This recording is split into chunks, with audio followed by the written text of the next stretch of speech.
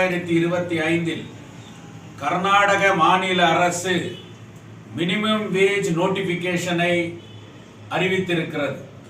அந்த நோட்டிபிகேஷன் அடிப்படையில் இன்றைக்கு ஏஐடியூசி தொழிற்சங்கம் தொடர் போராட்டத்திற்கு அவர்கள் நீதிமன்றத்தில் போட்ட வழக்கிற்கு கிடைத்த மிகப்பெரிய வெற்றியாக ஏஐடியூசி தொழிற்சங்கத்தின் சார்பாக எங்களுடைய மாநில ஏஐடியூசியினுடைய தலைவர்கள் இன்றைக்கு அறிவித்திருக்கிறார்கள். என்ன அந்த அறிவிப்பு என்று சொன்னால், 2022 கர்நாடகாவில் இருக்கக்கூடிய அன்ஸ்கில்டு ஒர்க்கர் மினிமம் வேஜஸ் அடிப்படையில் 31,500 ரூபாய் வழங்க வேண்டும் என்ற ஒரு கோரிக்கையை ஏஐடியூசி தொழிற்சங்கம் வைத்தது. அதன் அடிப்படையில் கர்நாடகாவில் இருக்கக்கூடிய 8 முக்கிய நகரங்களிலே வாழ்கின்ற அவர்களுடைய சம்பளம், விலைவாசி உயர்வு மற்றும் அந்த குடும்பத்தை நடத்துவதற்கு அடிப்படையாக மினிமம் அவர்களுக்கு எவ்வளவு சம்பளம் தேவைப்படும் என்பதை ஒரு ஆய்வு நடத்தினார்கள். அதன் அடிப்படையில் 8 நகரங்களை ஏஐடியூசி தொழிற்சங்கம் ஆய்வுக்கு எடுத்துக்கொண்டது. அதிலே குல்பர்கா, பெலகாம், பெல்லாரி, உப்பலி, மைசூர், பெங்களூர், தாவணகரே இந்த 8 நகரங்களிலே ஆய்வு செய்து ஒரு அறிவிக்கையை மாநில அரசுக்கு வழங்கியது. அன்றைக்கு இருந்த பொம்மை அரசு, பிஜேபி அரசு தொழிலாளர்களுக்கு இந்த ஆய்வின் அடிப்படையிலே 31,500 ரூபாய் வழங்க முடியாது, 5% இருந்து 10% வரை ஒரு ஸ்லாபாக தொழிலாளர்களுக்கு வேஜை நாங்கள் வழங்குகிறோம் என்கின்ற உத்தரவை 32 கைட்லைன்ஸை கொண்டார்கள்.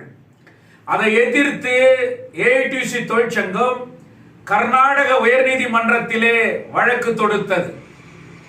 Single bench Karnataka high court judge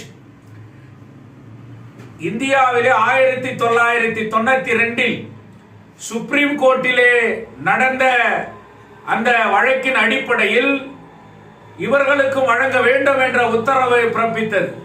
ஆனால் அதை எதிர்த்து கர்நாடக அரசு டிவிஷன் பெஞ்சுக்கு இந்த வழக்கை எடுத்து சென்றது.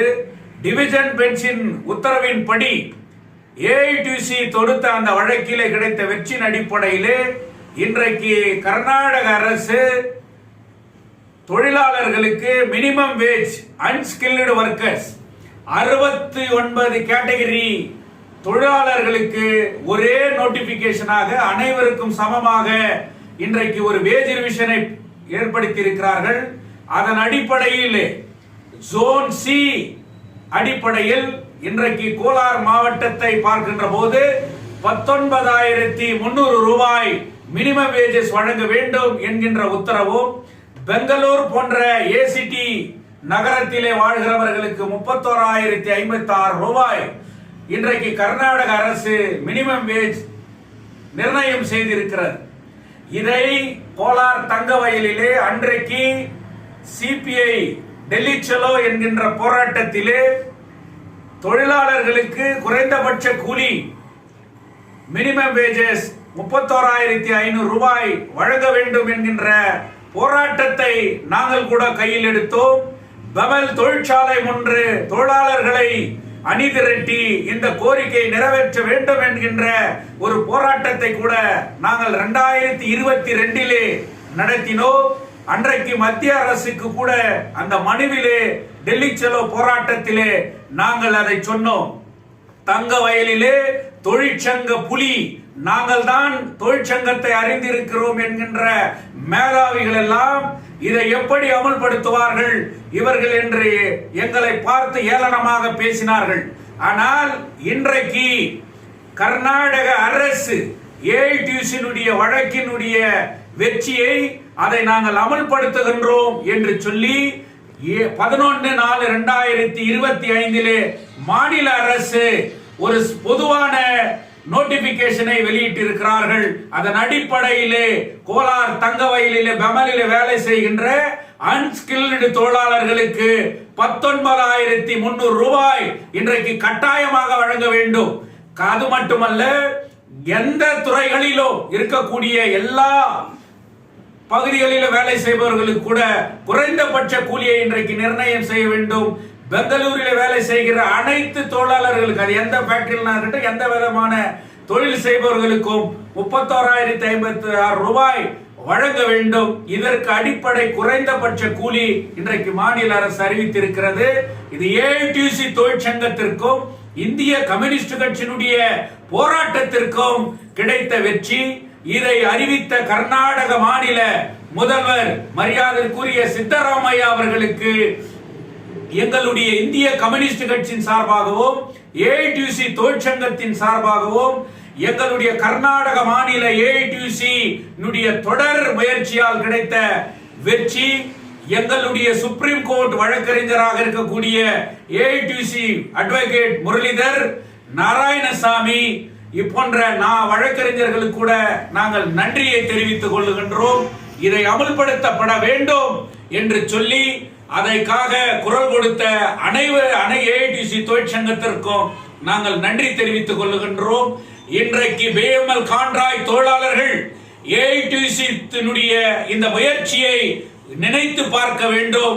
அந்த தொழிலாளர்களுக்கு கூட 26 நாட்கள் தொடர்ந்து போராடினார்கள். நாங்கள் அவர்களுடைய தொழிற்சங்கத்தை பார்க்கவில்லை, அவர்களுடைய தலைமையை பார்க்கவில்லை.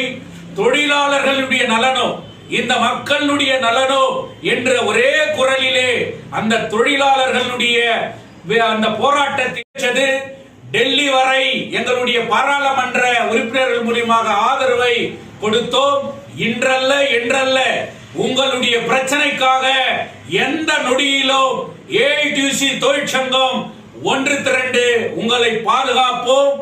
நீங்கள் உங்களுடைய கோரிக்கைகள் வெல்வதற்காக நீங்கள் ஒன்றுபட்டு நின்றால் ஏஐடியூசி தொழிற்சங்கம் பிஎம்எல் கான்ட்ராக்ட் தொழிலாளர்களுக்கு அமைக்கப்படும்.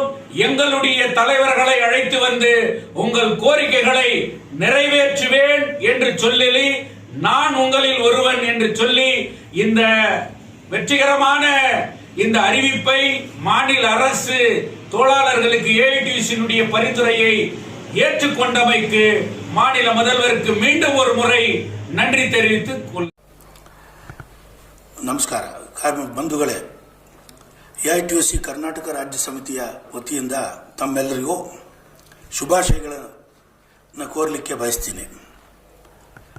ಇವತ್ತು ಎಐಟಿಯುಸಿಯ ಕರ್ನಾಟಕ ರಾಜ್ಯ ಸಮಿತಿಯ ಒಂದು ಚರಿತ್ರೆಯಲ್ಲಿ ಬಹಳ ಹೆಮ್ಮೆ ದಿನ ಅಂತ ಹೇಳಿದ್ರೆ ತಪ್ಪಾಗಲಿಕ್ಕಿಲ್ಲ.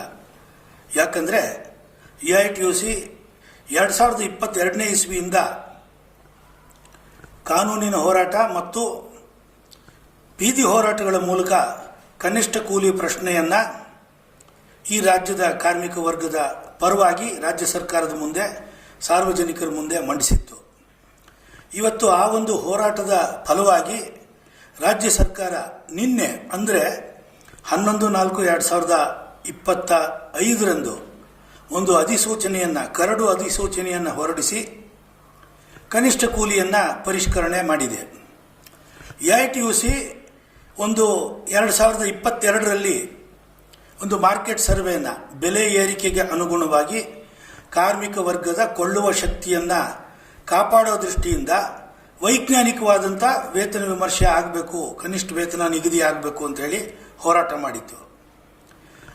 ಅದರ ಒಂದು ಭಾಗವಾಗಿ ನಾವು ಇಡೀ ರಾಜ್ಯದ 8 ಕೇಂದ್ರಗಳು, ಗುಲ್ಬರ್ಗ, ಬಳ್ಳಾರಿ, ಬೆಳಗಾವಿ, ಹುಬ್ಬಳ್ಳಿ, ದಾವಣಗೆರೆ, ಹಾಸನ, ಮೈಸೂರು ಮತ್ತು ಬೆಂಗಳೂರು ಇಷ್ಟು ನಗರಗಳಲ್ಲಿ ಬೆಲೆಯನ್ನು, ಆಹಾರ ಧಾನ್ಯಗಳ ಬೆಲೆ, ಮನೆ ಬಾಡಿಗೆ ಮತ್ತು ಇತರ ಜೀವನಾವಶ್ಯಕ ವಿಚಾರಗಳ ಒಂದು ಬೆಲೆಯನ್ನು ಸರ್ವೆ ಮಾಡಿ ಅಕುಶಲ ಕಾರ್ಮಿಕರಿಗೆ, ಅನ್ಸ್ಕಿಲ್ಡ್ ವರ್ಕರ್ಸ್ಗೆ ಝೋನ್ 3ಯಲ್ಲಿ ಒಂದು ಗೌರವಾನ್ವಿತವಾದ ಬದುಕನ್ನು ನಡೆಸಬೇಕಾದ್ರೆ 31,556 ರೂಪಾಯಿಗಳ ವೇತನದ ಅವಶ್ಯಕತೆ ಇದೆ ಅನ್ನೋದನ್ನು ವೈಜ್ಞಾನಿಕವಾಗಿ ಬೆಲೆ ಸರ್ವೆ ಮೂಲಕ, ಪ್ರೈಸ್ ಸರ್ವೆ ಮೂಲಕ ನಾವು ಒಂದು ಫಿಗರನ್ನು ರಾಜ್ಯ ಸರ್ಕಾರಕ್ಕೆ ಮನವಿ ಕೊಟ್ಟಿದ್ವಿ. ಆನಂತರ ರಾಜ್ಯ ಹೈಕೋರ್ಟ್ ಮುಂದೆ ರಾಜ್ಯ ಸರ್ಕಾರ ಏನು 22 ಬರುವಂಥ ಬೆಂಗಳೂರು ನಗರದಲ್ಲಿ 31,114 ರೂಪಾಯಿಯನ್ನು ರಾಜ್ಯ ಸರ್ಕಾರ ನಿಗದಿ ಮಾಡಿದೆ. ಸೊ ನಾವು ಈ ಸಂದರ್ಭದಲ್ಲಿ ಏನನ್ನು ಹೇಳಲಿಕ್ಕೆ ಬಯಸ್ತೀವಿ ಅಂದರೆ, ಈ ಇಡೀ ಹೋರಾಟದಲ್ಲಿ ಕಾನೂನು ಹೋರಾಟ ಇರ್ಬೋದು ಅಥವಾ ಬೀದಿ ಹೋರಾಟ ಇರ್ಬೋದು, ಈ ಎರಡೂ ಹೋರಾಟಗಳಲ್ಲಿ AITUC ಏಕಾಂಗಿಯಾಗಿ ಈ ಹೋರಾಟಕ್ಕೆ ನಾಯಕತ್ವ ಕೊಟ್ಟಿದೆ, ಮುತುವರ್ಜಿ ಮಾಡಿದೆ. ಈ ಒಂದು ಹೋರಾಟದಲ್ಲಿ ನಮಗೆ 2022ರ ಫೆಬ್ರವರಿ ತಿಂಗಳಲ್ಲಿ, 2023ರ ಬಜೆಟ್ ಅಧಿವೇಶನ ಸಂದರ್ಭದಲ್ಲಿ ಫೆಬ್ರವರಿ ತಿಂಗಳಲ್ಲಿ, 2024ರಲ್ಲಿ ಪ್ರತಿ ವರ್ಷ ಕೂಡ ಬಜೆಟ್ ಅಧಿವೇಶನದ ಸಂದರ್ಭದಲ್ಲಿ ಕನಿಷ್ಠ ಕೂಲಿ ಪ್ರಶ್ನೆಯನ್ನು ಪ್ರಧಾನವಾಗಿಟ್ಟುಕೊಂಡು ಇಡೀ ರಾಜ್ಯದ ಸಂಘಟಿತ ಅಸಂಘಟಿತ ವಲಯದ ಕಾರ್ಮಿಕರನ್ನು ಬೆಂಗಳೂರಲ್ಲಿ ರ್ಯಾಲಿಯಲ್ಲಿ ಮೊಬಿಲೈಸ್ ಮಾಡಿ, ರಾಜ್ಯ ಮಟ್ಟದ ರ್ಯಾಲಿಗಳನ್ನು, ಪ್ರತಿಭಟನಾ ಪ್ರದರ್ಶನಗಳನ್ನು ಮಾಡಿ, ಧರಣಿ ಸತ್ಯಾಗ್ರಹ, ಸೆಮಿನಾರ್ಗಳು ಇದೆಲ್ಲವನ್ನು ಮಾಡಿ ಒಂದು ಸಾರ್ವಜನಿಕ ಅಭಿಪ್ರಾಯವನ್ನು ರೂಪಿಸಲಿಕ್ಕೆ AITUC ಶ್ರಮಿಸಿತು. ಕಾನೂನಿನ ಹೋರಾಟದ ಮೂಲಕ ರಾಜ್ಯ ಸರ್ಕಾರಕ್ಕೆ ಯಾವ ರೀತಿಯಾದ ಸೂಚನೆ ಮತ್ತು ನಿರ್ದೇಶನವನ್ನು ಕೊಡಬೇಕು ಅದನ್ನು ಮಾಡಿತು.